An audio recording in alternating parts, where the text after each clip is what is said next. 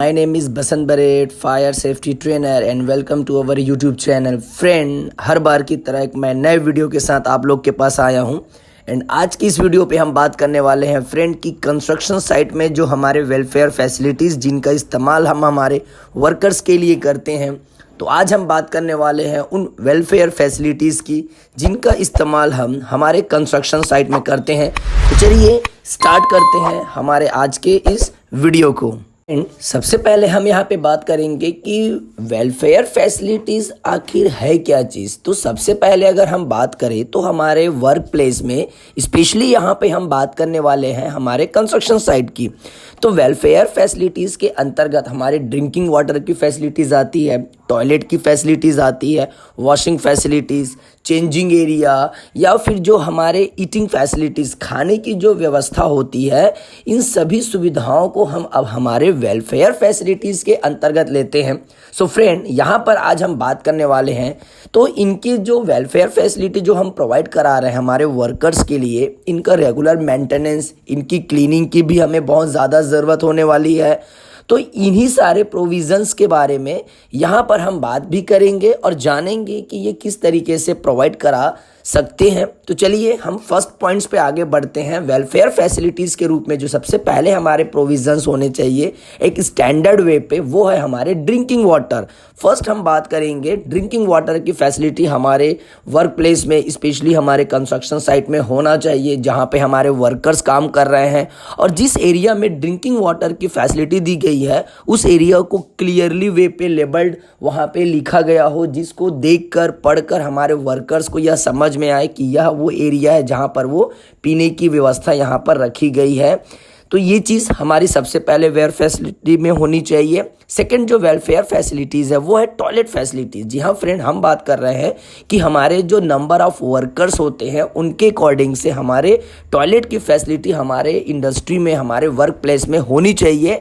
और यहाँ पे हम बात करेंगे सेपरेट तरीके से, चाहे वो महिला कर्मचारी हो चाहे वो हमारे पुरुष कर्मचारी हो, उन दोनों के लिए टॉयलेट की फैसिलिटी अलग अलग कंडीशन में होनी चाहिए, वेदर प्रूफ होना चाहिए। हर समय इनकी साफ़ सफाई को भी ध्यान में रखा जाए, फुल्ली वेंटिलेटेड होना चाहिए, इस चीज़ का भी हमें ध्यान रखना चाहिए।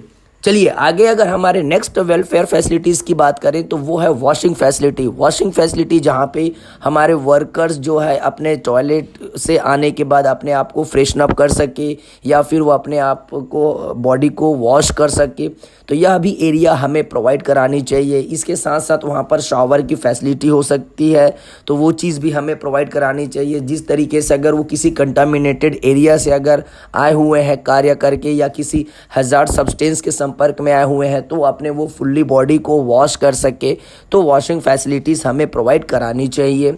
नेक्स्ट वेलफेयर फैसिलिटी की बात करें फ्रेंड तो वो है चेंजिंग रूम। जी हाँ फ्रेंड, बहुत बार ऐसा होता है जब हम किसी कंस्ट्रक्शन साइट में स्पेशली किसी सिविल एरिया में जाके काम करते हैं, तब हमारे कपड़े या फिर हो सकते हैं सेफ्टी शूज़ और भी अदर जो चीज़ें होती हैं वो अगर किसी तरीके से ख़राब हो चुका है तो उसको क्लीन करने के लिए या फिर कह सकते हैं हमारे कपड़े जो गंदे हो चुके हैं उनको चेंज करने के लिए एक सेपरेट चेंजिंग रूम की भी फैसिलिटी होनी चाहिए, महिला के लिए अलग और पुरुष कर्मचारी के लिए अलग। साथ ही साथ ऐसे जो चेंजिंग रूम होंगे वहाँ पे साफ़ सफाई का भी खास ध्यान रखना चाहिए, वेंटिलेशन एरिया वहाँ पर फुल्ली तरीके से प्रोवाइड करानी चाहिए।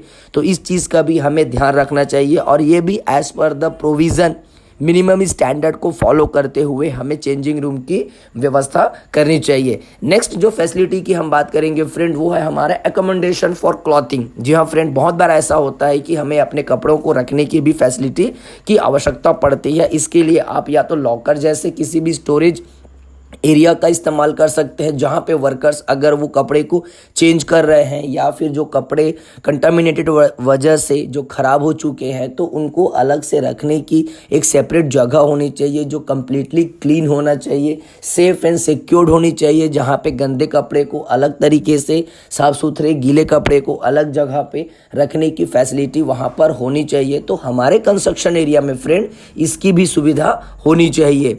नेक्स्ट हम बात करेंगे रेस्ट की बात करें और ईटिंग की बात करें तो जब हमारे वर्कर्स लंच के टाइम पे, ब्रेकफास्ट के टाइम पे, डिनर के टाइम पे जब वो लंच करने जा रहे हैं तो उनका एक वर्किंग आवर के दौरान एक रेस्टिंग टाइम भी होती है। तो उस समय वो अगर थोड़े देर के लिए अपने आप को रिलैक्स मोड पे लाना चाहते हैं तो एक ऐसा जगह जहाँ पर वो अपने पीपीज़ को रिमूव करके कुछ समय के लिए बॉडी को रिलैक्स कर सकते हैं जो हैज़ार्ड एरिया से बाहर होंगे।